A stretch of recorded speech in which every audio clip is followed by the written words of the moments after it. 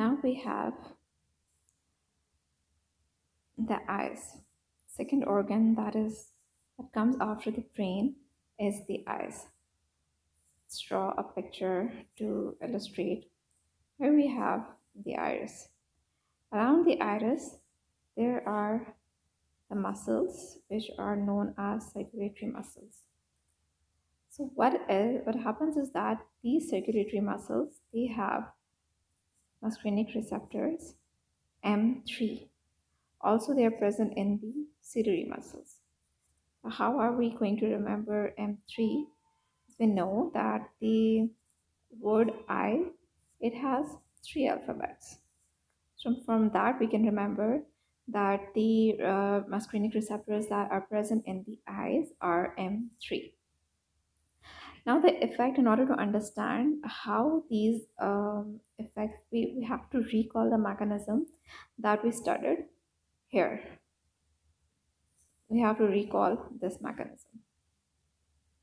What happens is that the acetylcholine, which is the neurotransmitter of parasympathetic nervous system, it acts on these receptors and it produces the effect. On the circular muscles, it causes the contraction. What will happen as a result? What will happen? The size of the iris, it will be reduced. The iris size, it is reduced. This phenomena, it is called as meiosis. So whenever the parasympathetic nervous system is stimulated in the eyes, the resultant effect is known as meiosis. Similarly, these circulatory muscles, these are present, they have M3 receptors in them. Now, we will move towards the next system. The next very important system is the heart. So in the heart, there are 2 locations where the parasympathetic nervous system is present. Here we have the SN node and the smooth muscles in the walls of the myocardium. We have M2 receptors in the heart, in the smooth muscles as well as in the SN node. When these muscles, they are stimulated by their neurotransmitter, which is acetylcholine, what happens is that they will produce a parasympathetic effect. And parasympathetic effect is that there will be decrease in the heart rate, there will be a decrease in the contractility of heart. The heart rate and contractility both will be decreased as a result of parasympathetic stimulation. These two M2 receptors, they are also present in the CNS neurons, as I have already told you, and they are also present in the smooth muscles of the myocardium and SN node.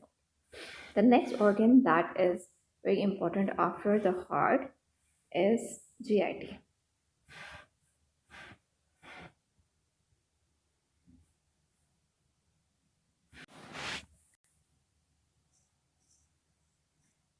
In the GIT, there are 2 locations. There are 2 anatomical locations where the receptors are present.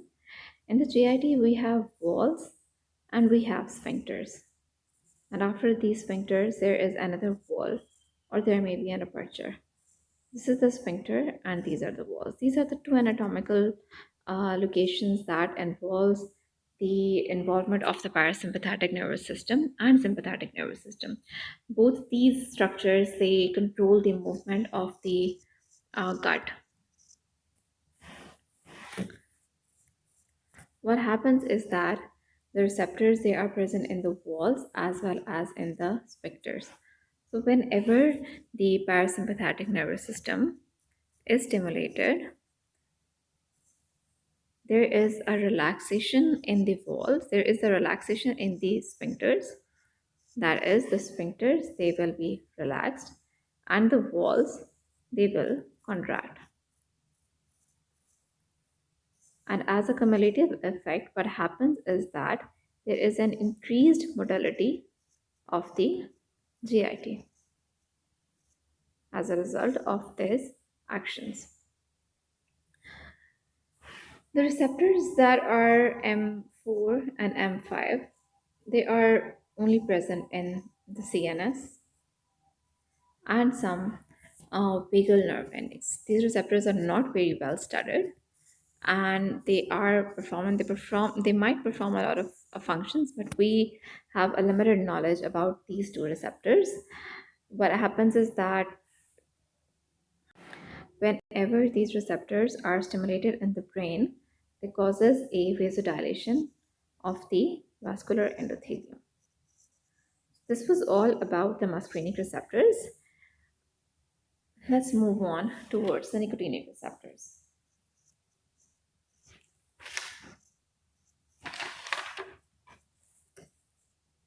We have two kinds of nicotinic receptors, NN and NM.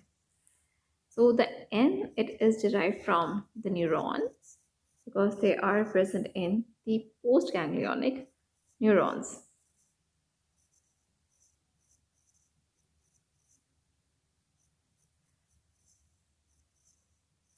The NM, M is derived from muscular, and this is known as neuromuscular nicotinic receptors because they are present in the neuromuscular end plates.